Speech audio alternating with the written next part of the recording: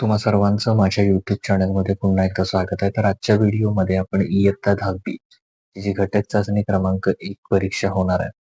तर त्या घटक चाचणी क्रमांक 1 साठी आपण एक सराव प्रश्नपत्रिका आपल्या चॅनलवर शेअर करतो.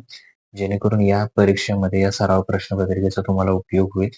एकूण 20 गुणांची ही सराव प्रश्नपत्रिका असणार आहे. विषय आहे मराठी.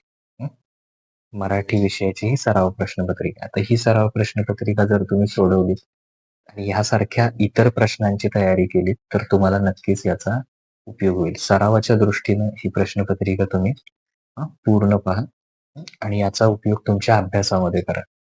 तर पहिला विभाग आहे विभाग 1 गद्य, पठित गद्य, पाठ्यपुस्तकातील उतारा.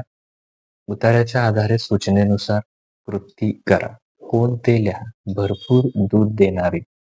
आता ते इथं आहे बघा. कपिली दूधही भरपूर द्यायची म्हणजे कपिली गाय असं म्हणू शकता तुम्ही.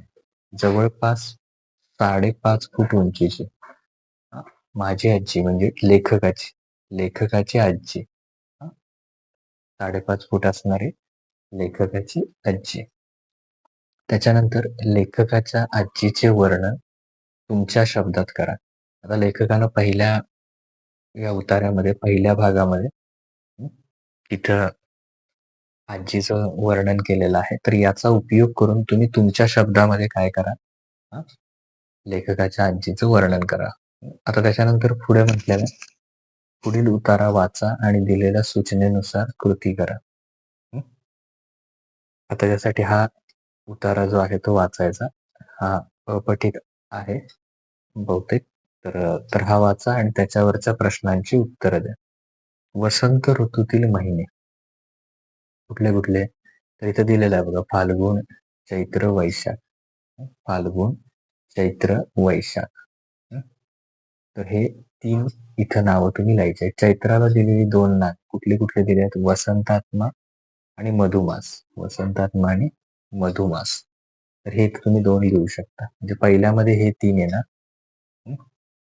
चैत्र, वैशाख आणि फाल्गुन हे. आणि त्याच्यानंतर त्याची 2 नावं वसंतात्मा आणि मधुमास. हे झाली उत्तर. त्याच्यानंतर तुम्ही अनुभवलेला चैत्र जो महिना आहे तो तुमच्या शब्दात तुम्ही काय करायचं आहे, मांडायचा. आता दुसरा विभाग आहे पद्य विभाग. पद्य विभागामध्ये कवितेच्या आधारे कृती पूर्ण करा. तर त्याच्यामध्ये पहिलं आहे वस्तूजवळ माणसासारख्या नसणाऱ्या गोष्टी. म्हणजे वस्तूंमध्ये जीव नसतो, बरोबर? तसं त्या अर्थाने मन नसतं. त्यामुळे इथं जीव नसणं, मन नसणं या गोष्टी माणसासारख्या नसणाऱ्या, माणसासारख्या ज्या गोष्टी आहेत त्या वस्तूकडे कुठल्या नाही आहेत, तर जीव आणि मन. कवीने वस्तूंवर मानवी भावनांचे केलेले आरोप. आता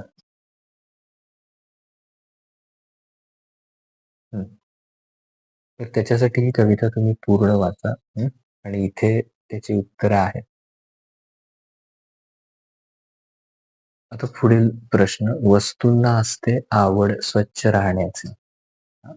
वस्तूंना सुद्धा स्वच्छ राहण्याची आवड असते. याबाबत तुमचा दृष्टिकोन काय करायचा, स्पष्ट करायचा. तर पॉझिटिव्ह अर्थानं चांगल्या अर्थानं त्याचं उत्तर लिहायचं आहे. तुमचं मत मांडायचं आहे, पण ते मत योग्य असू दे. त्याच्यानंतर पुढीलपैकी कोणत्याही एका कवितेसंबंधी त्याखालील दिलेल्या मुद्द्यांच्या आधारे कृती सोडवा. एकतर उत्तम लक्षण किंवा वस्तू, कवी, कवयित्री, संदर्भ, कवितेचा विषय, कवितेतून मिळणारा संदेश, आवडण्याची वा न आवडण्याची कारण, या सगळ्या गोष्टी करायच्या. आता तिसरा विभाग आहे स्थूल वाचन. स्थूल वाचनावर आधारित कृती आहे. गिरिजा कीर यांच्या बालनाटिकांचे विशेष किंवा विशेष लिहायचं किंवा मधूचे, दोन्ही करायचे 2-2 गुणांसाठी. मधूचे कृत्य संवेदनशील मनाचे उदाहरण आहे. याबाबत तुमचा अभिप्राय किंवा तुमचं मत स्पष्ट करायचं. त्याच्यानंतर विभाग 4 भाषा अभ्यास. समास, योग्य जोड्या जुळवा.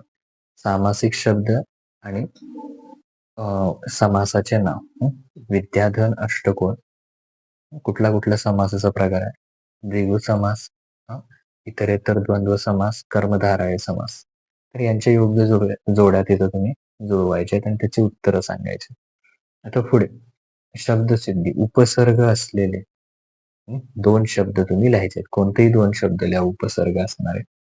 त्यानंतर खालीलपैकी कोणत्याही एका वाक्यप्रचाराचा अर्थ सांगून उपयोग करा. ताव मारणे आणि दुसरं हमी देणे. हमी देणे म्हणजे खात्री देणे. आता पुढे प्रश्न 4 भाषिक घटकांवर आधारित विरुद्धार्थी शब्द लिहायचे. सेवक, त्याचा येणार मालक, स्वतंत्र, पारतंत्र. ओके. त्यानंतर शब्दसमूहासाठी एक शब्द लिहायचे. समाजाची सेवा करणारा समाजसेवक. समाजसेवक.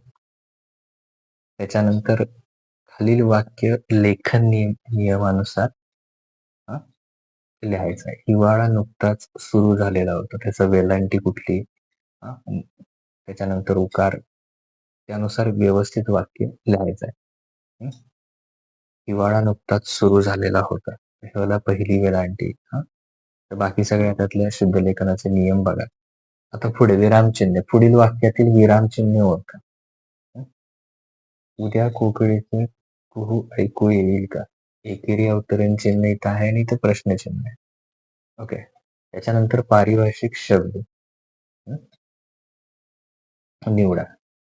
अब्सेन्स. अब्सेन्स म्हणजे तिथं उपस्थित नसतं, अनुपस्थित. ओके. Book stall.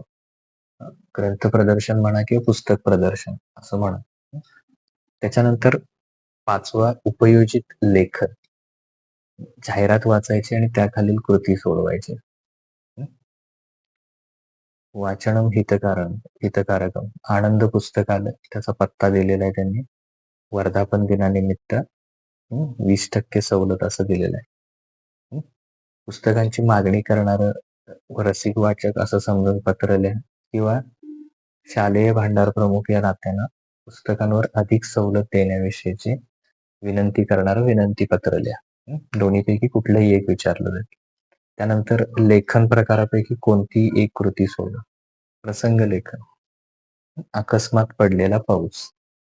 पावसापूर्वीचे वातावरण, प्रत्यक्ष पावसात निसर्गात घेतलेला अनुभव, तुमच्यावर झालेले परिणाम, अविस्मरणीय अनुभव. त्यानंतर आत्मकथन. शेतकऱ्याचे मनोगत लिहा. तर एकूण 20 गुणांची इथे जी तुमची सराव प्रश्नपत्रिका आहे मराठी विषयाची ती पूर्ण होते. यासारखे जे विषय आहेत त्याची तयारी करा. सरावासाठी ही प्रश्नपत्रिका आहे पूर्णपणे. इतर गणित भाग 1 आणि गणित भाग 2च्या सुद्धा आपण प्रश्नपत्रिका तयार केलेल्या. त्याची लिंक खाली डिस्क्रिप्शन मध्ये दिलेली आहे. तिथे जाऊन तुम्ही गणित भाग 1, 2 तसंच विज्ञानची पण आपण एक शेअर करूया प्रश्नपत्रिका. तर त्याच्या लिंक सगळ्या डिस्क्रिप्शन मध्ये आहेत. तिथे जाऊन तुम्ही बघू शकता. ओके. थँक्यू.